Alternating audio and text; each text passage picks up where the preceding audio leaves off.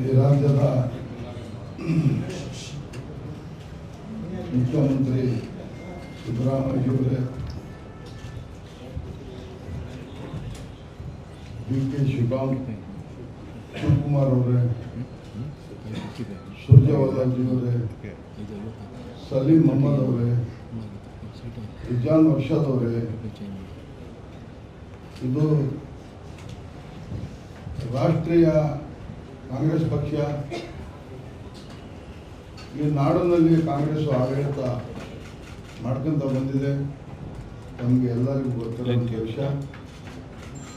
ಒಂದು ಮನೆಯಲ್ಲಿ ಅಣ್ಣ ತಮ್ಮಂದರಲ್ಲಿ ಹೊಡೆದು ಬಂದರೆ ಹಿರಿಯರು ಯಾರೋ ಒಬ್ಬರು ಸಮಜಾಯಿಸ್ತಾರೆ.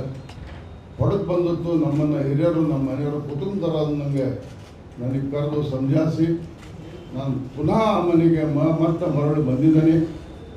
ಖಂಡಿತವಾಗೂ ನಮ್ಮ ಎಸ್ ಮಲ್ಲಿಕಾರ್ಜುನ್ ಅವರು, ಪರ್ವ ಮಲ್ಲಿಕಾರ್ಜುನ್ ಅವರು, ಶಾಮನೂರು ಶಿವಶಂಕರಪ್ಪ ನಿಧನ ಆದ ನಂತರ ಅವರ ನಮ್ಮ ರಾಜಕೀಯ ಗುರುಗಳು, ಈ ರಾಜ್ಯಕ್ಕೆ ಹಿರೇಶಿವರ ಅಧ್ಯಕ್ಷರು, ಅವರ ಕೊಡುಗೆ ನಮ್ಮ ರಾಜ್ಯಕ್ಕೆ ನಮ್ಮ ಜಿಲ್ಲೆಗೆ ಭಾಳ ಇದೆ. ಅವರ ಅನುಕಂಪ ಊರು ದೃಷ್ಟಿಲಿ ಒಳ್ಳೆ ಕೆಲಸಗಳು ಆಗಬೇಕು, ಜನಗಳು ಆರೋಗ್ಯದಿಂದ ಇರಬೇಕು ಅಂತಕ್ಕದ್ದು ಅವ್ರದ್ದು ಕನಸು. ಆದರೆ ಈಗ ನಮ್ಮ ಎಸ್ ಮಲ್ಲಿಕಾರ್ಜುನ್ ಮಗನಿಗೆ ಕಾಂಗ್ರೆಸ್ ಪಕ್ಷದಿಂದ ಟಿಕೆಟ್ ಸಿಕ್ಕಿದೆ. ಖಂಡಿತವಾಗೂ ಅಲ್ಪಸಂಖ್ಯಾತರು,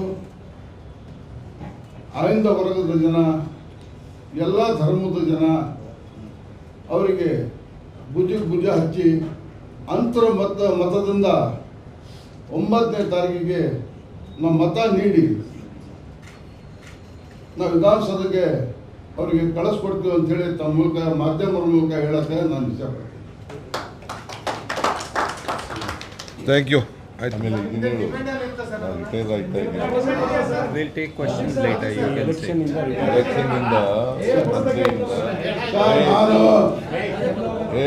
ನಾನು ಕಾಂಗ್ರೆಸ್ನವನೇ ನೀನು ಹಳವ. ನಾನು ರಿಟೈರ್ಮೆಂಟ್ ಆಗಿ ನಾನು ಕಾಂಗ್ರೆಸ್ಸಿಗೆ ಪೂರ್ಣ ಯಾವ ಥರ ನಾನು ಸ್ಪರ್ಧೆಯಿಂದ ರಿಟೈರ್ಡ್ ಆಗಿದ್ದೀನಿ. ಪಕ್ಷ ಬಂಡಾಯ ಪಕ್ಷದಿಂದ ಸ್ಪರ್ಧೆಯಿಂದ ನಾನು ರಿಟೈರ್ಡ್ ಆಗಿದ್ದೀನಿ. ಕಾಂಗ್ರೆಸ್ಸಿಗೆ ನಾನು ಭುಜ ಹಚ್ಚಿ ಗೆಲ್ಲಿಸಿ ನಾನು ಕಳಿಸ್ಕೊಡ್ತೇನೆ ಅಂತೇಳಿ ತಮ್ಮ ಮೂಲಕ ನಾನು ಹೇಳಕ್ಕೆ ಇಚ್ಛೆ. ಓಕೆ, ಒಂದು ನಿಮಿಷ ಆಫ್ ಮಾಡಿ.